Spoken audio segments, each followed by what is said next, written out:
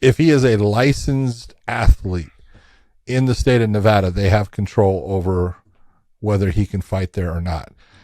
If they have a situation here where he's not a licensed athlete, they really don't have the same control because they don't have anything. Nothing happens. If it happens in a fight, they have control. He's a licensed athlete and they can suspend. Once they suspend, that's where every regulatory body outside of it will usually follow their suspension, meaning that even if the athlete is licensed in their state and he didn't do anything wrong in their states, they will uphold what Nevada put out as far as the athlete doing something. When it comes to this, as far as the physical altercation, Nevada has levied fines against fighters for having physical altercations before, the fights. You go back to Conor and the Diaz brothers. Remember when they were throwing monster drinks and water bottles at each other and stuff like that? They got fined. Okay. Now, the whole part of, are they going to do it in this one? And to say that, they're going to take their purse, they don't have a purse to take. They already got their purse. So to sit there and say they're going to take their purse, no, they're not going to take their purse. But could they fine them?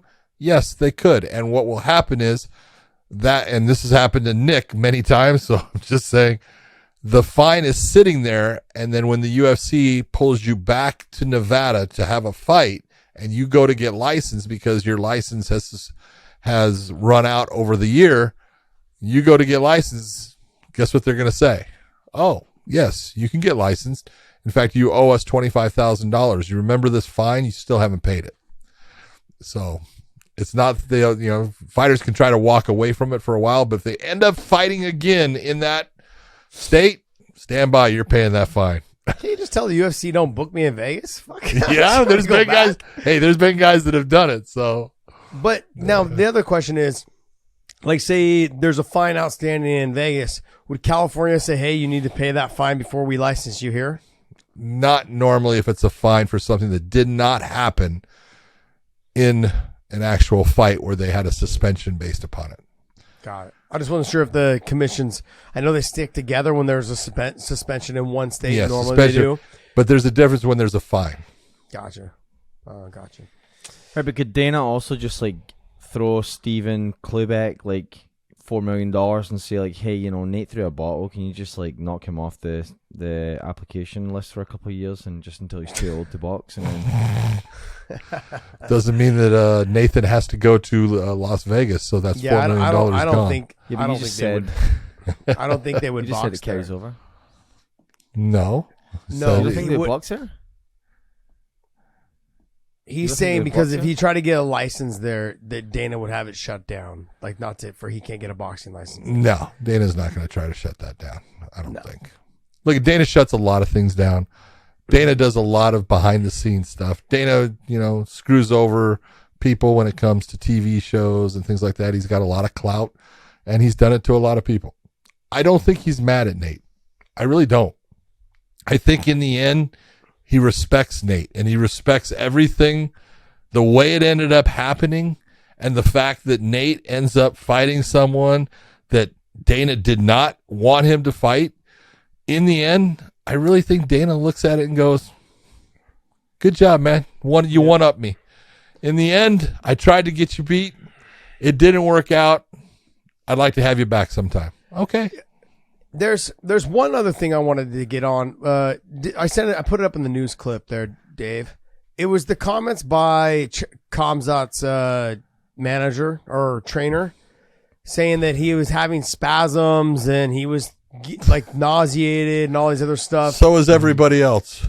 The reason why I want to touch on this is because everyone kept telling me when I was reading the comments, but I also saw a lot of people just on Twitter normally just complaining about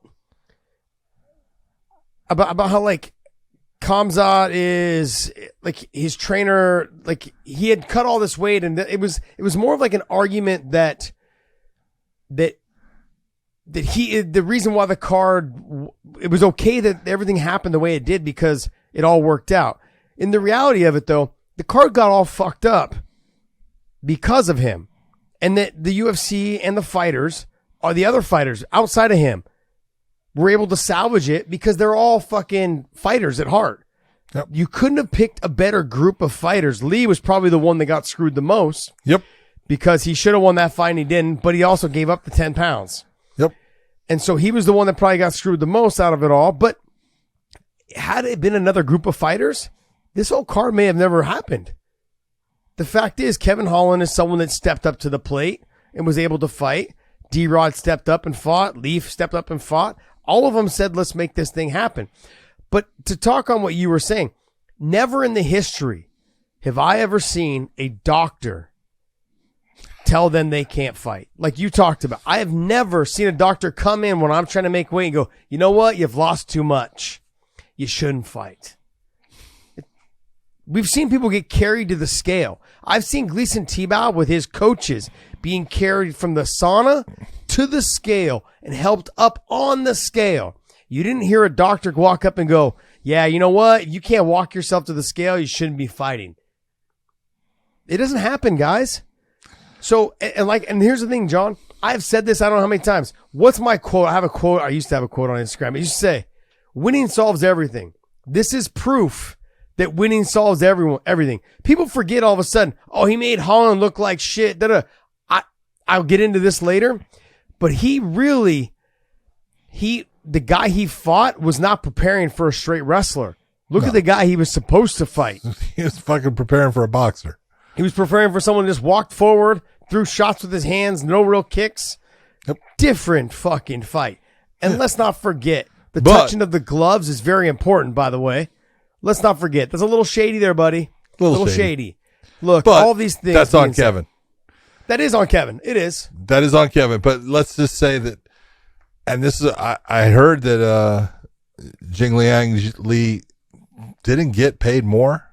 If that's true, I'm shocked. That's nuts, but man. if that's unfortunate. But let's just say that I heard what Kevin made.